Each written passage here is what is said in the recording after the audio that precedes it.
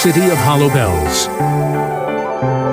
Long ago, hidden deep within the misty peaks of the Evervale Mountains, there was a city unlike any other.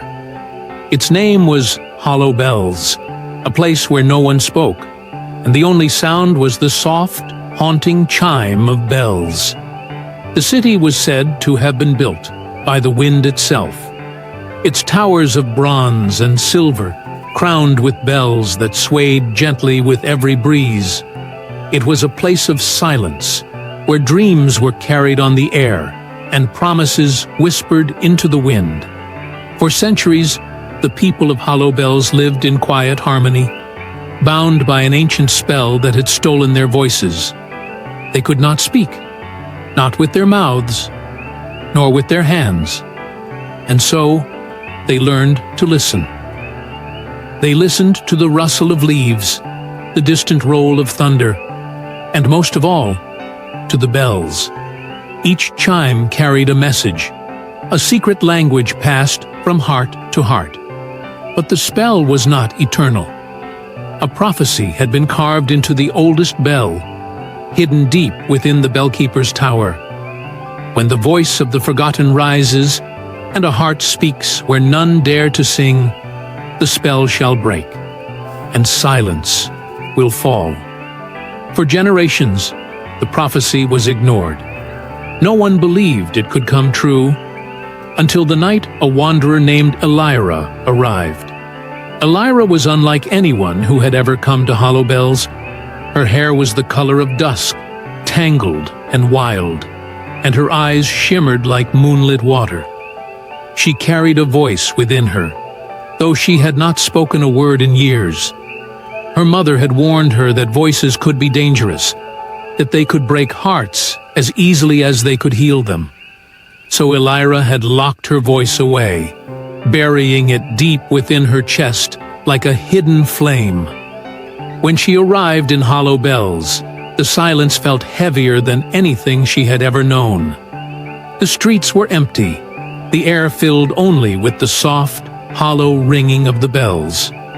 Drawn by curiosity, Elira wandered the city, her footsteps echoing against the cobblestones. She trailed her fingers along the cool stone walls, feeling the weight of the silence pressing down on her. As night fell, Elira found herself standing before the bellkeeper's tower. It was the tallest structure in the city, its spire piercing the sky. She climbed the worn spiral steps, higher and higher, until she stood beneath the oldest bell. Its surface was cracked and weathered, streaked with age and forgotten prayers. The prophecy was carved there, half-faded beneath layers of dust. Elira traced the words with her fingertips, feeling the weight of their promise. A heart speaks where none dare to sing. Something stirred deep inside her, a flicker of warmth, like a flame long buried. She closed her eyes, pressing her hand to her chest, where her voice had been locked away for so long. The bells whispered in the wind, urging her on, and then, soft as a sigh, Elira began to hum. It was a small sound at first, barely louder than the rustling leaves, but the melody rose, winding through the tower like a silver thread, filling the hollow spaces with warmth. The bells trembled, as if waking from a long sleep. Her voice grew stronger, carrying fragments of forgotten lullabies, songs she had learned in the quiet corners of her childhood. The air around her shimmered, and the wind itself seemed to hold its breath.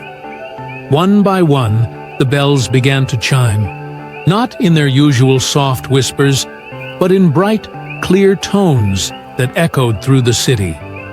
Towers that had stood in silence for centuries began to ring out, filling Hollow Bells with music.